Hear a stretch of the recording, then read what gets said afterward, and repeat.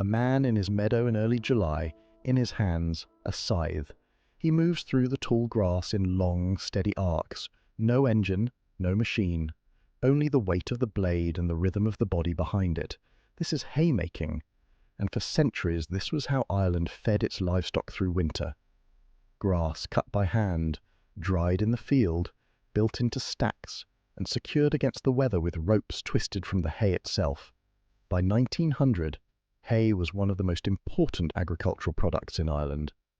The expansion of livestock farming across the 19th century had made winter fodder not a convenience, but a structural necessity. Ireland's climate presented a particular challenge: wet summers, unpredictable windows of dry weather, and fields that could turn from productive to ruined within a single afternoon of rain.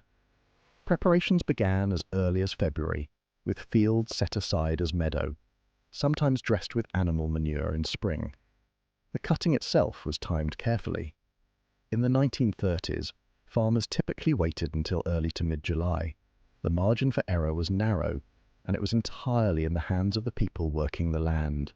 Haymaking in rural Ireland was never a solitary act. It demanded more labour than a single family could provide. Neighbours came to each other's fields in rotation. When your hay was ready, they came to you. When theirs was ready, you returned. Women worked alongside men. Children were pulled from their summer routines. Haymaking was a major event in the farming calendar, and the knowledge it required was passed through years of standing in a field, fork in hand, watching how it was done. No single farm succeeded alone. The harvest was a communal contract. The grass was cut by hand using a scythe. Scything required both physical endurance and precision. The blade angle, the rhythm of each stroke, the management of uneven ground. During the 1860s, horse-drawn mowing machines had become more popular, partly due to the difficulty of employing scythesmen. By the early 20th century, these machines were standard on larger farms, though breakdowns were common, and the local blacksmith was rarely far from the haymaking calendar. Before cutting, the farmer watched the skies and waited for a settled period of weather to avoid rain on cut grass which would wash out the nutrients. One poor decision about timing could cost an entire season's feed. Once cut, the grass was left in the field. It could not be gathered wet. Hay was usually turned for 4 days after cutting to allow it to dry. This was made by hand or by a horse-drawn hay rack with teeth that could be lowered and raised to bring the hay into small piles.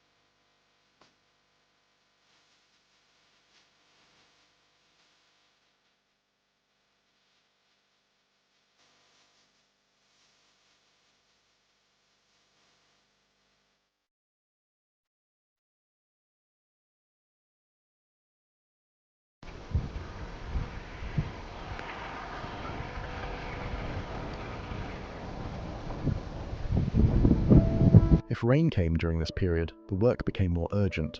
The hay had to be spread and turned again, re-exposed to whatever drying conditions remained. If it stayed wet for around 8 days, it risked becoming unusable. Not feed, bedding. The difference between good hay and ruined hay was not always visible. It was felt in the weight of a handful, the flexibility of the stem, the warmth held inside a pile that should have cooled. If the moisture remained and the stack would not just spoil, it could combust.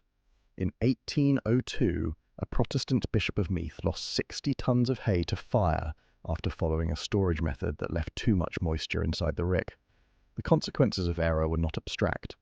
They were measured in livestock lost over winter. Once sufficiently dried, the hay was shaped into haycocks, small conical mounds known locally by a variety of names depending on the county. peaks, lapcocks, dragon cocks. Once the hay was made up in large cocks and well secured, there was no fear of it. Even if torrential rain came, the conical shape ensured moisture simply ran off, and the hay inside would remain intact. The haycock was not a permanent solution. It was a field station, a temporary holding form, while the final structure was prepared back at the farmyard. For meadows that lay close to the farmyard, chains and ropes would be placed around the haycocks and pulled in by horse, a process known locally as snigging in the hay. For more distant fields, donkey carts or horse-drawn buggies made the journey. At the farmyard, the hay was built into large permanent ricks. This was not simply a matter of piling. It required structure. The hay was forked off onto the dry mud floor, then built into the hayshed, filling one section at a time. Even layering, careful compaction, and adequate height were essential. The stack had to shed water, maintain airflow, and hold its form through months of winter weather. Then came the securing. Hay ropes, or sugans, were twisted and thrown over the haystacks to make them secure. These ropes were then attached to heavy stones, ensuring the stacks could not be lifted by high wind.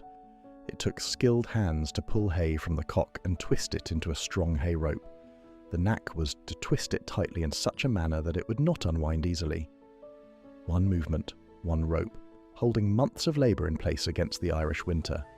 The haystack in the farmyard was not only feed, it was a visible measure of a farm's preparedness, of a family's competence, and of a community's collective effort made permanent before the cold arrived. The quality of the hay, its colour, its smell, its density, would be noticed, commented on, remembered. That began to change in the post-war decades.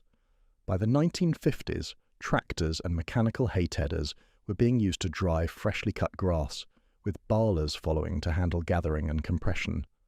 Large drum mowers arrived in the 1960s, followed by disc mowers and eventually mower conditioners, machines that bruised the grass stem to accelerate drying.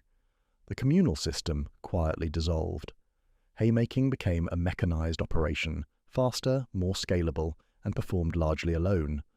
Long before forecasts were reliable, the survival of livestock through an Irish winter depended on judgment, on timing, on the ability to read a sky, manage a field across 10 uncertain days, and build a structure that would hold against months of wind and rain. The hay rope thrown over a haystack was not decorative. It was a solution, made from the same material it was protecting, designed by generations of accumulated knowledge rather than any single invention.